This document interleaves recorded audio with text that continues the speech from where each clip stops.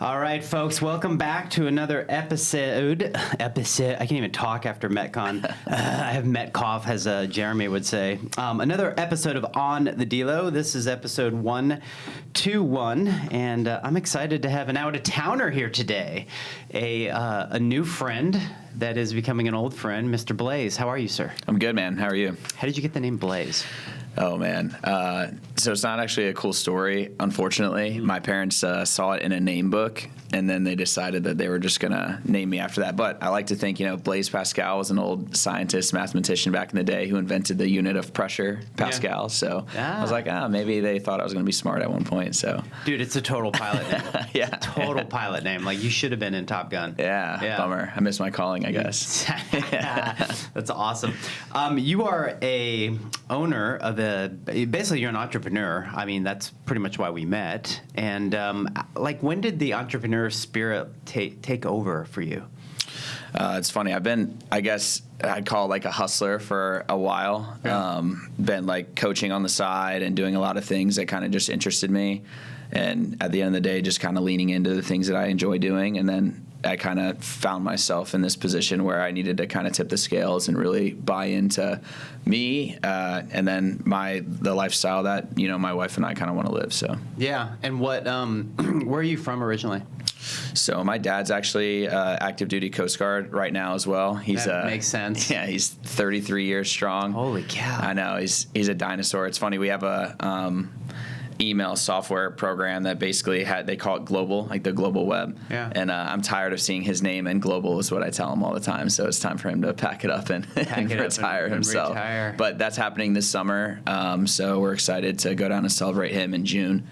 They're actually going to do a roast for his retirement ceremony, which is definitely something that's not very standard in that space. So it should be fun. I'm going to have to figure out some witty one-liners to hit him with when we're doing that. Oh, you meant like insulting him roast? Yes. Like a roast. Yeah. Totally like Comedy Central style, where someone's going to officiate it and people are going to go up and like just put him on blast. He's going to sit in some dumb chair at the front. It should be fun. When did you figure like you wanted to be in the Coast Guard? Was it something you'd always admired from your dad? Or? Yeah, I think the biggest draw was probably the community, which I think almost is the biggest draw for anything, right? Yeah. So we used to live in this, we've bounced all over the place. I think did the math. I've done 12 or 13 moves so far, and I'm 28. Oh, my God. But most of those to different states. At the time when we were living in Hawaii, we were living in this really cool community where we had parents that all got along, kids that all got along. We did like every Friday night, all the parents would go over and sit in the carport and hang out, and all the kids would go play.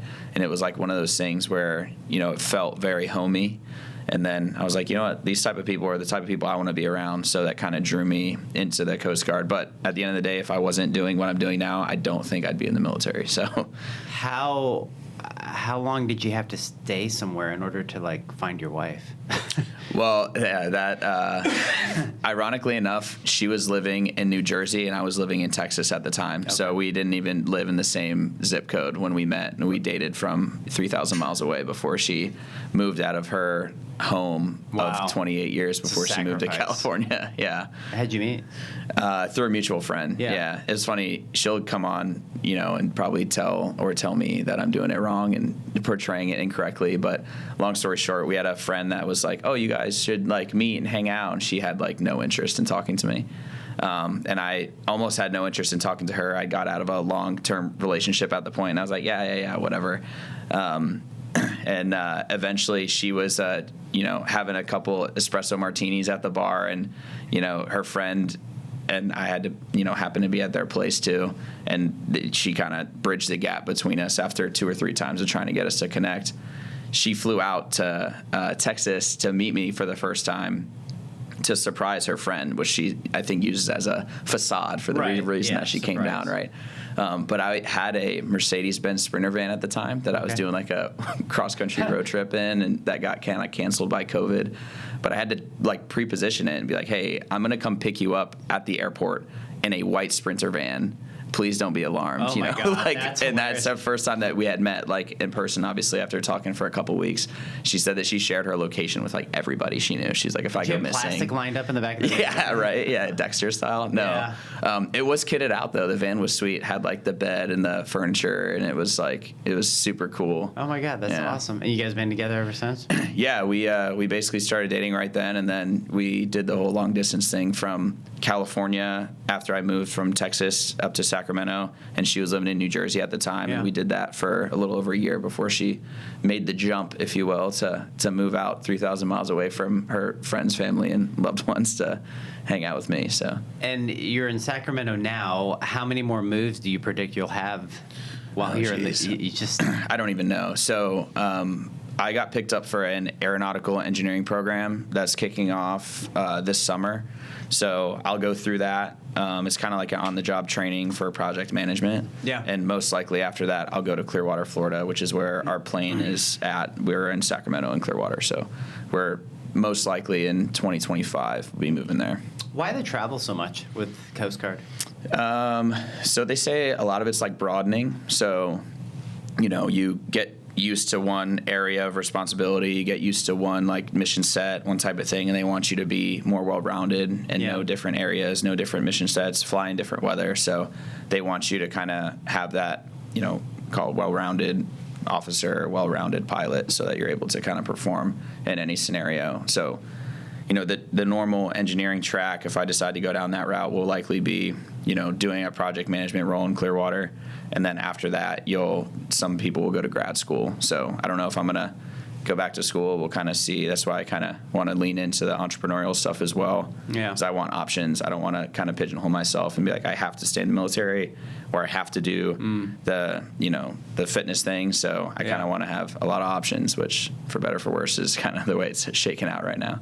What are like a lot of people that you see that are like and similar doing as far as their off time when, you know?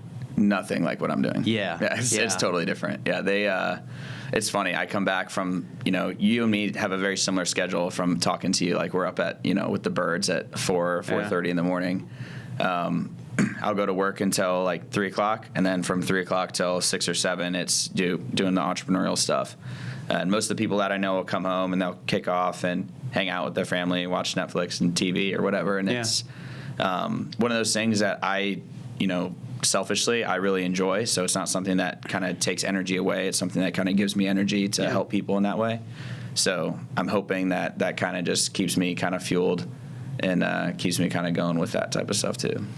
Do you have an interpretation in your mind if you would ever not want to fly, or, you know, because I mean you're pretty young to be. How long have you been flying now? And you fly some big ass planes. Yeah, so our plane is a C-27. It's a 2-prop C-130. Typically is around 60,000 pounds with fuel. That's a definition for big as shit. Yeah. Wow.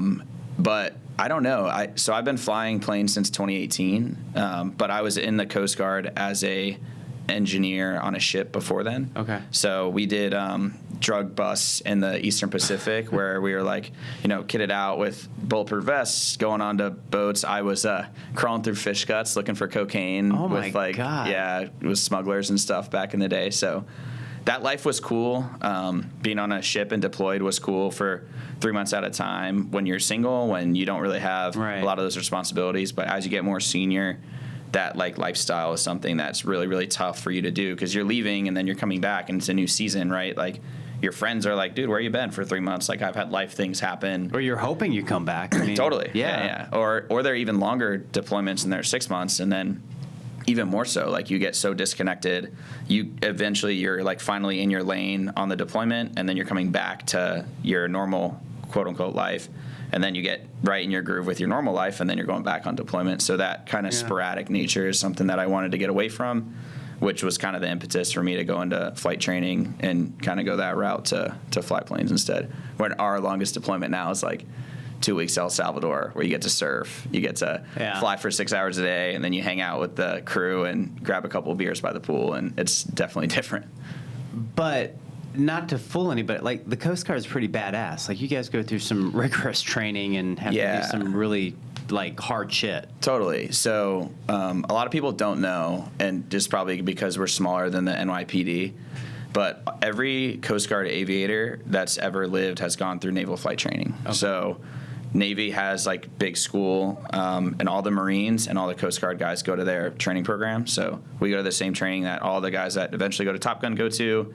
We fly in like a 2-seat. I can send you a photo of the plane. Yeah. It's pretty sweet, like pulling G's, doing aerobatics, like flying 240 knots, like 5 feet away from another plane. Like super fun. And then after you finish your naval flight training, you then go on to learn your Coast Guard aircraft. So once I finished that in 2020, the winter of 2020, I went and learned like our Coast Guard platform after that and our mission set. Okay. Yeah. And have you always been into health and wellness during this whole time and been able to kind of balance what I would assume any big organization may or may not have issues in? I don't know. I've never been in the Coast Guard, let alone the military, but I have to assume that they're not necessarily serving you always organic, grass-fed, like, and the best of the best. So it's funny. The Coast Guard is kind of like the black sheep of the military services, and it's probably because we fall under the Department of Homeland Security versus Department of Defense. So like Department of Defense has like big budget. It's flashy. With missiles, with deployments to war, with all these other things, and the Coast Guard is in the Department of Homeland Security, so we get lumped in with like TSA, like those types of entities. So we don't have the funding that they have. So needless to say, our product when it comes to that is definitely more, what's the way to put it lightly? Craft? Yeah. It is more budget friendly for them for sure. Yeah. So, the fitness thing has been a part of my life for forever. I kind of grew up playing sports, lacrosse, all different types. Yeah, and then I went to college and played lacrosse. Yeah, where at? At the Coast Guard Academy. No shit. So it's the same as Naval Academy, West Point, and Air Force, but we are a way smaller school. So we only have like 1,000 kids in the whole entire school, like when I was there at least. And the classes aren't much bigger. Maybe they have 1,200 total students now. Yeah. So we were a Division III NCAA program. I actually made the jump with the team from a Division II MCLA club program to an NCAA program, which was pretty cool. And then now, the sport's kind of growing all over the place. But I played baseball for a long time, basketball, soccer, kind of all the things. Yeah. My wife gets mad at me. She's like, "You're good at sports. It's frustrating to like play new things with you." And I'm like, no. Kind of jack of all trades, master of none style. Ask her to play Scrabble with you. She'll kick your ass. Yeah, right. Kicks my ass in Scrabble every time. That's right. That's hilarious, dude. So let me ask you this: Do you think that lacrosse attributed to your giant thighs?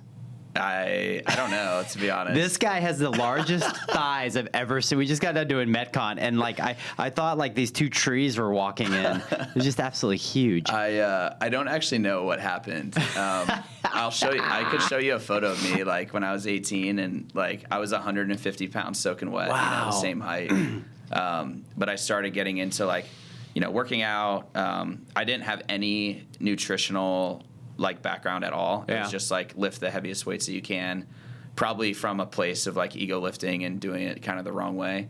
But it was like squat, bench, deadlift, rinse, wash, repeat. Like it was just all about it. That makes sense. Yeah. So I do not like load up bars really anymore. I've just started recently kind of getting into some more barbell moves, but it's more like moving it functionally versus like how much can you do, which I think is probably good for me. But ironically enough, when I moved that, I feel like my thighs got bigger, so I don't really know how that works. Yeah, look, we all have genetic gifts. I guess that's yours, right?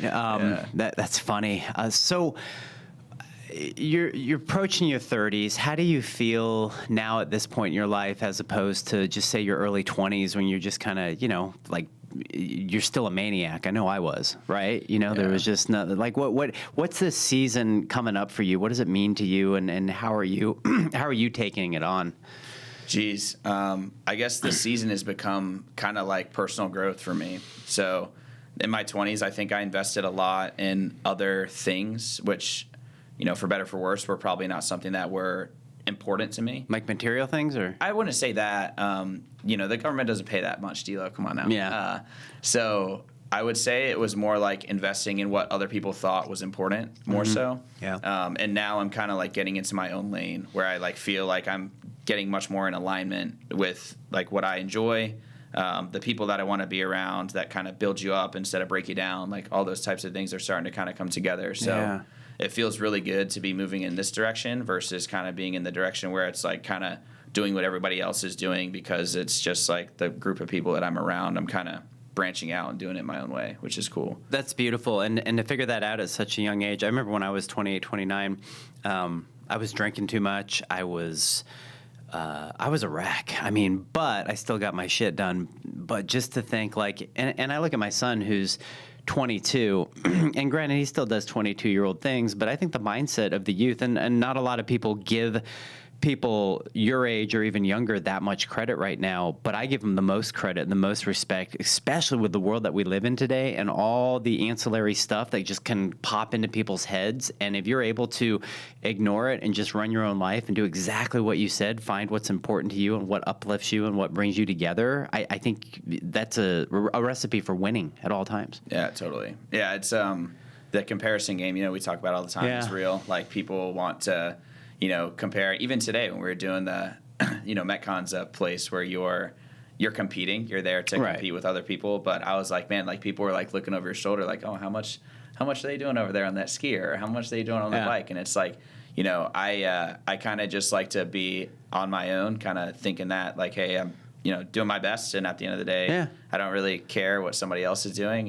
It's nice to know that you're competing and doing that thing, but we're running our own race, just like health and wellness, just like flying planes. Like it's great to lean on the experience and knowledge of other people, but you can really only do what you can do and meet yourself where you are to kind of get where you want to be. So comparison is the thief of joy. There you go. Hit it.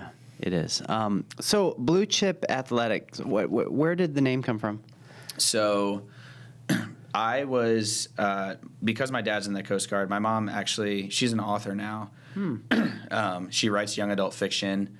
I'm going to end up name dropping her books right here too. Please. So Marcy Lynn Curtis, she authored The One Thing and The Leading Edge of Now, and she's got a third book that's on its way, but working with Disney for the first one, and she worked with the editor of The Hunger Games, Kate Eden, on the second one, which is amazing. Super cool. Wow, congrats, Mom. Wow. But she didn't start writing until like I was out of school already.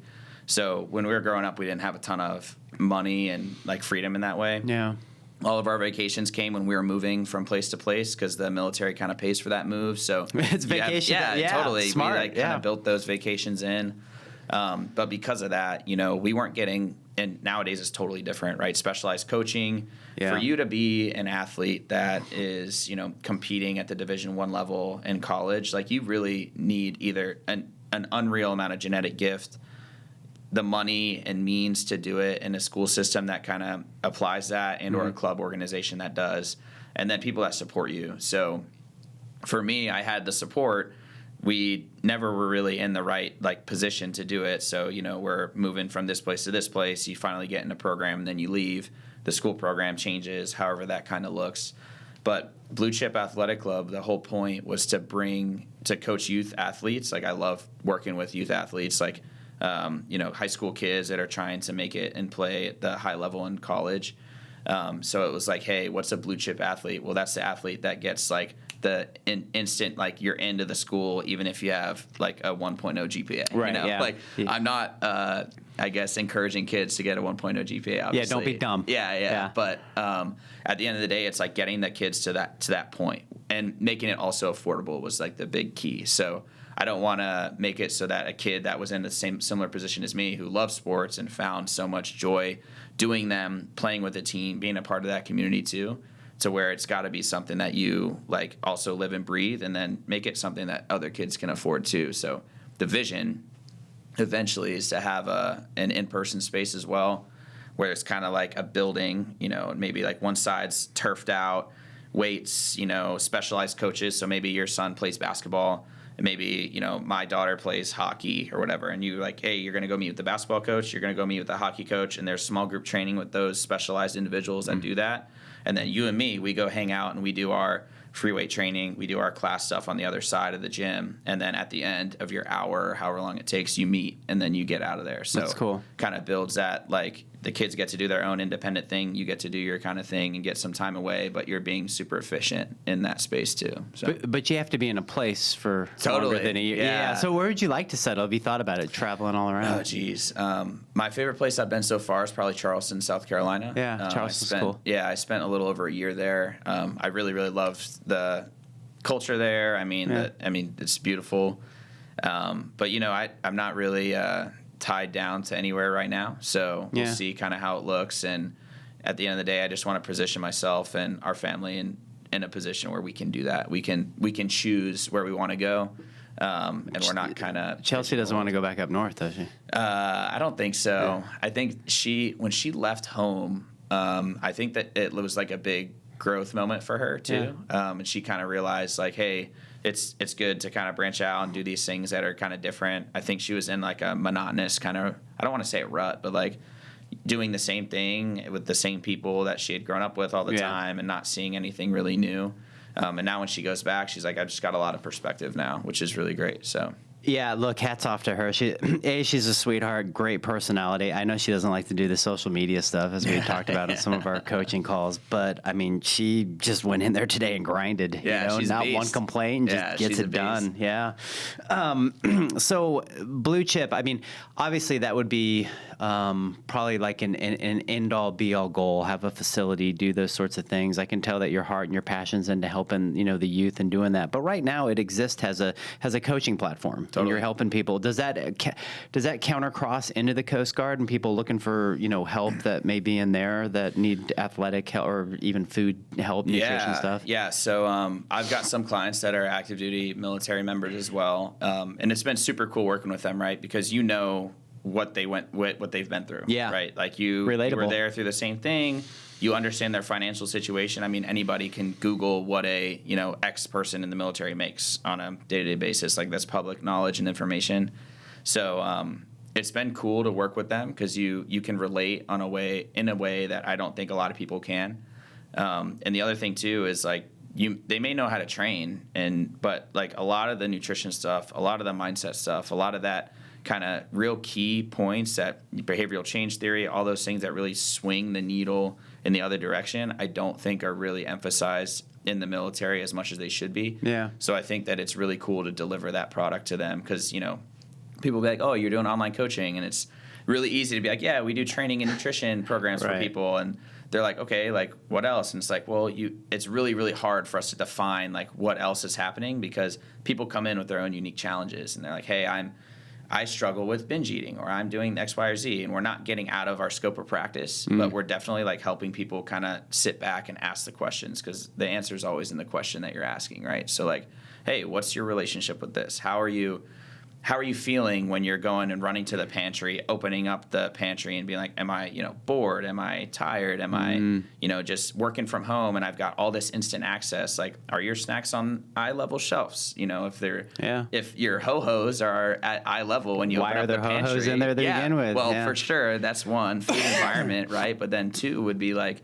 if they're at eye level, if you put them maybe on the top shelf or you put them at your feet, you probably wouldn't eat them as much. So bringing like really, really small, simple things like that to somebody's life, it totally changes things. And you start to feel that momentum is, incredibly rewarding for us too. I like what you said, or at least I think that's what you said in the context of the answer is always inside of the question, It really is. That's really cool. You were very wise for just no, seriously.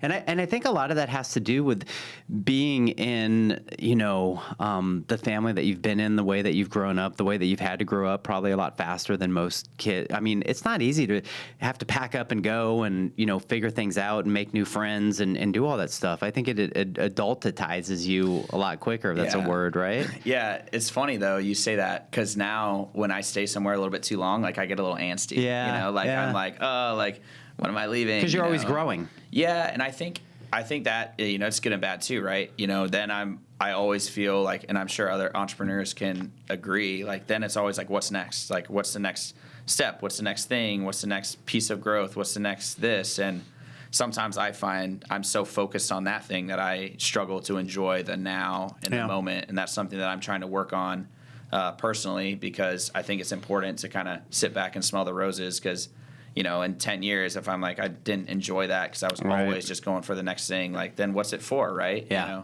We're so busy trying to be busy. Totally. Yeah.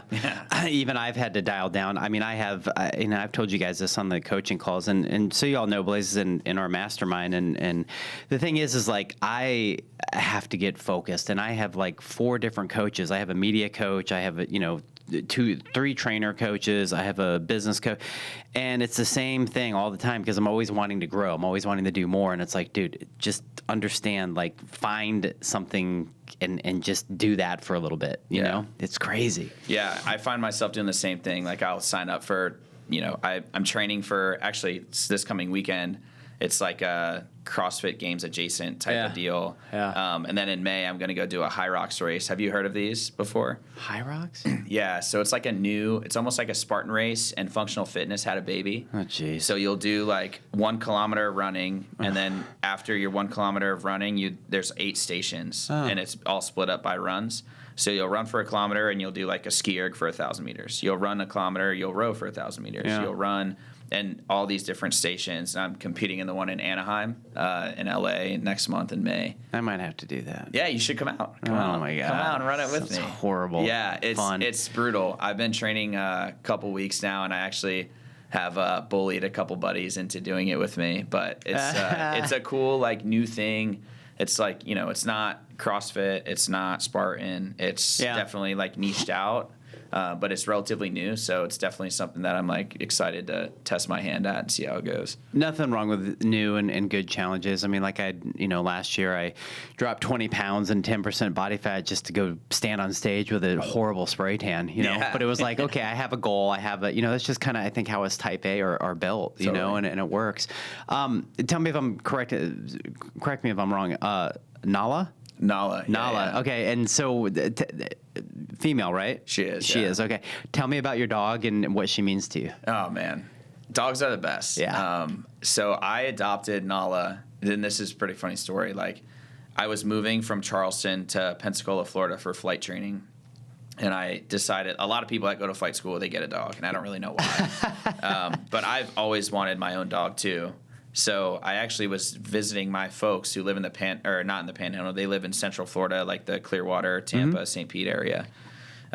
So I was down there visiting them, and I'm like, I'll go and check out, the pound and see where the dogs are. And I saw her photo on there, and I walk up to her like little pen, and it says like, I think her name was Tate. Yeah, Tate, Tate. And it was like female dog, blah, blah, blah. And then under her sign, it said, please see staff, extra requirements, not recommended for children, like all these like stipulations under her thing. And I was like, oh God, like this dog's going to like bite a kid's hand off if I get her, like blah, blah, blah. So I go back, and they're like, hey, you want to meet the dog? I'm like, sure.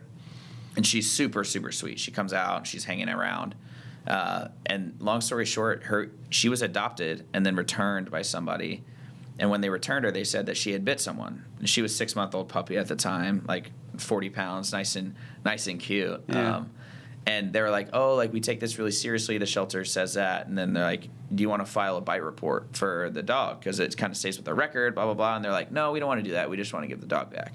So what I think ended up happening is that they weren't ready to have the dog. Have a dog, yeah. And they brought the dog back saying they bit somebody. But then at the end of the day, like, I don't think that Nala would have been adopted at all, because people see that and they're immediately like, no shot, I'm going to take this dog home. Yeah. But when I first saw her, she like, the chain link fence is like right there, and she like comes up and she presses her face against it, wanting to get like pet. And I was like, this fucking dog just like stole the heart out. But yeah, it's always been it's awesome to have somebody whenever you come home. It's just like ecstatic to see you.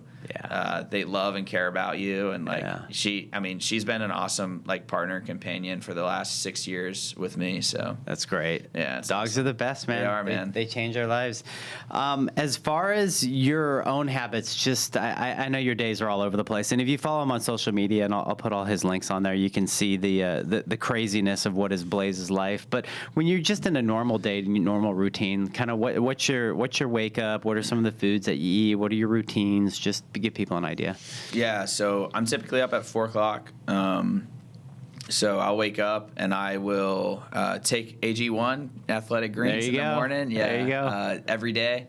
I typically am throwing that up on social just because I think it just kind of shows that the habit pattern consistency needs to be there. Agreed. So I'll do that, and then I'll read and journal in the morning. And then I also have started to do a little bit of PD in the form of certification courses and stuff that I had recently signed up for. So I really use my morning to hammer out my non-negotiables of those things, and everybody else in the world is sleeping. So the nice part is that time is really, really mine. Yeah. And initially, and I'll say this too, I did not want to wake up at 4 a.m.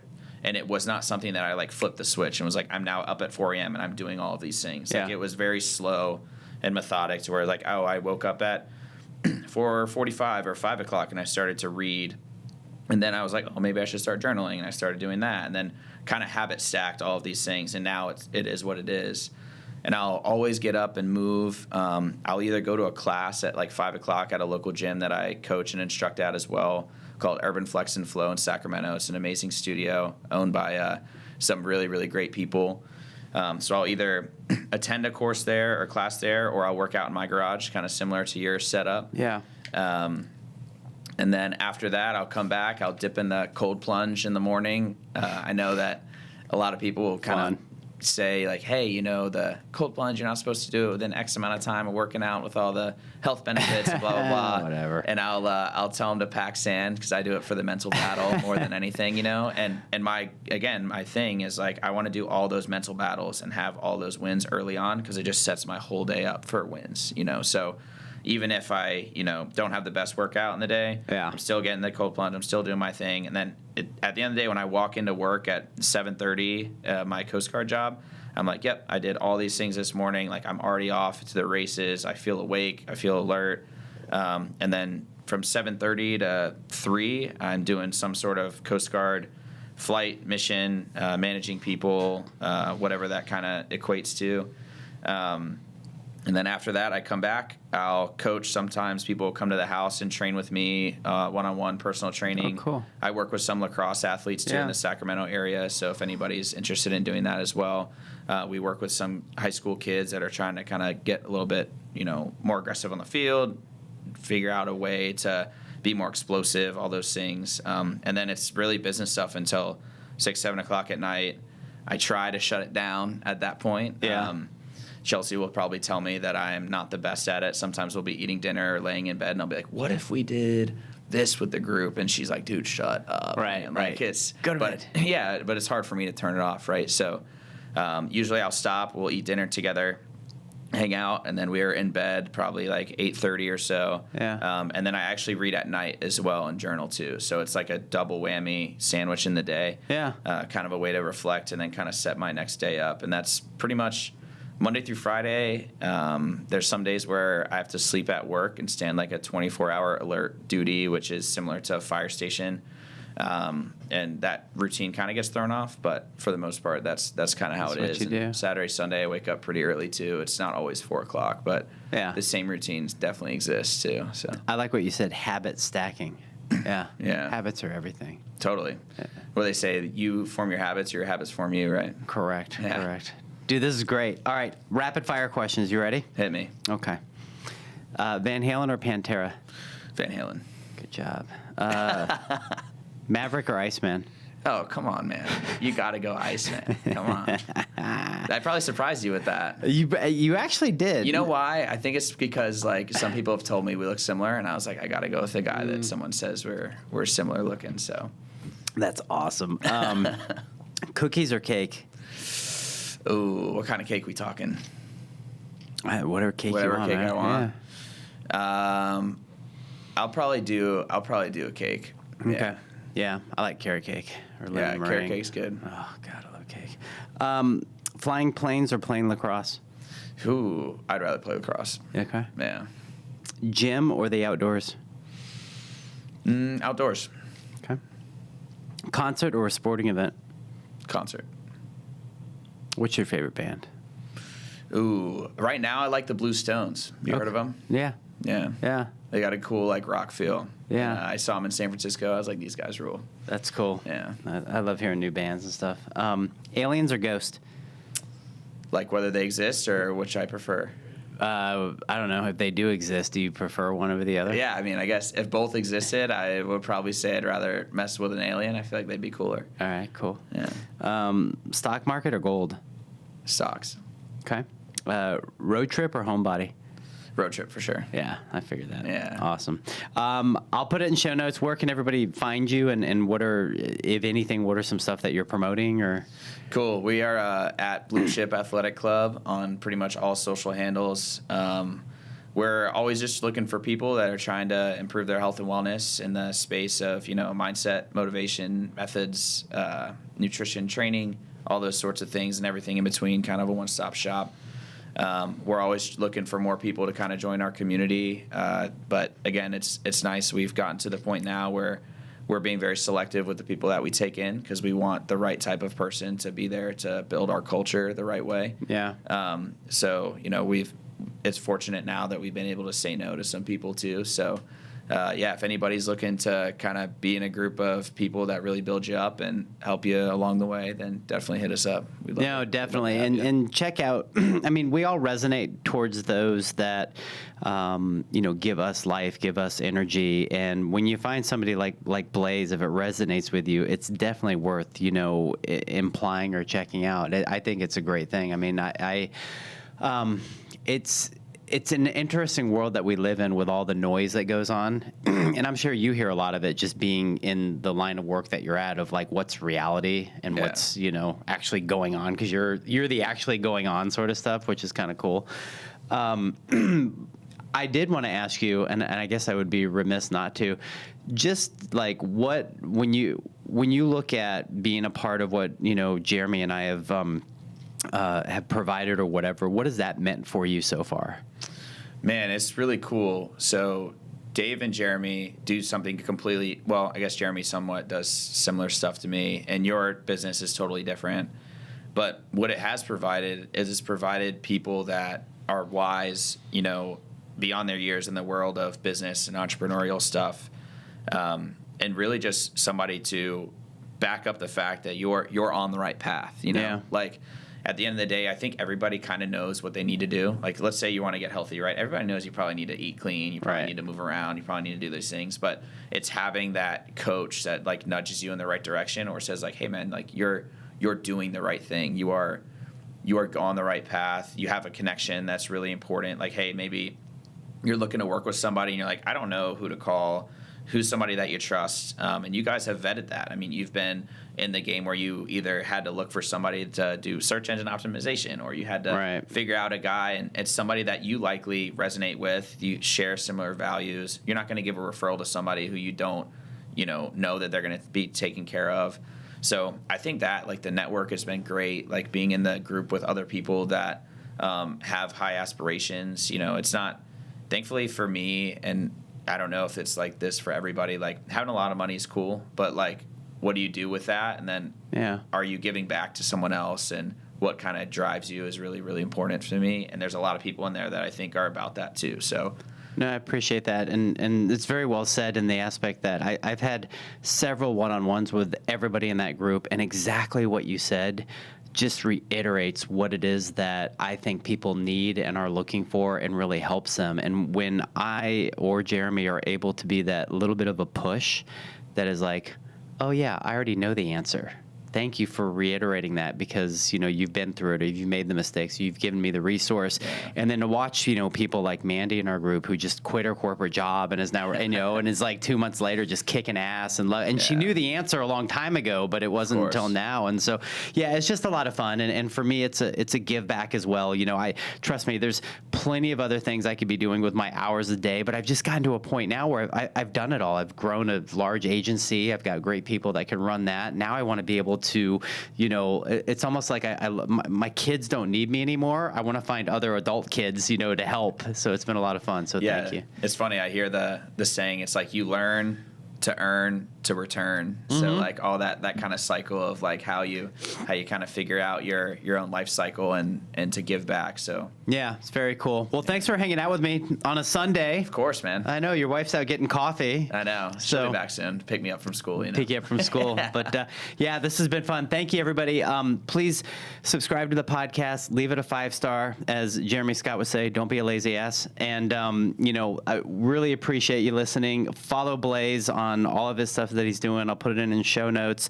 If you're watching on YouTube, it'll be below. And until next time, peace out.